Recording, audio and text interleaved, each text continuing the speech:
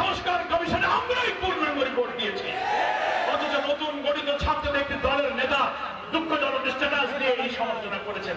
ওনারা চাচ্ছেন যে আমরা ওনাদের সমালোচনা করি, কেউ তো ওনাদের নাম নেয় না।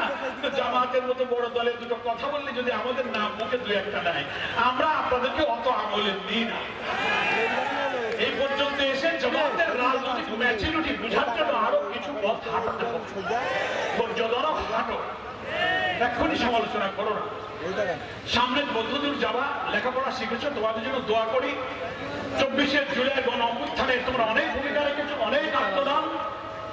তোমরা জুলাই যোদ্ধা, তোমাদের প্রতি আমাদের শ্রদ্ধা এবং দোয়া থাকবে।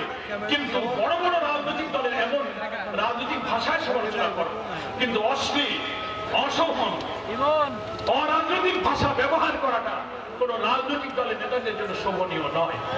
সকলকে আমি ধন্যবাদ জানাই। আমরা আগামী দিনের নির্বাচনে দাঁড়িপাল্লার বিজয় দেখতে চাই।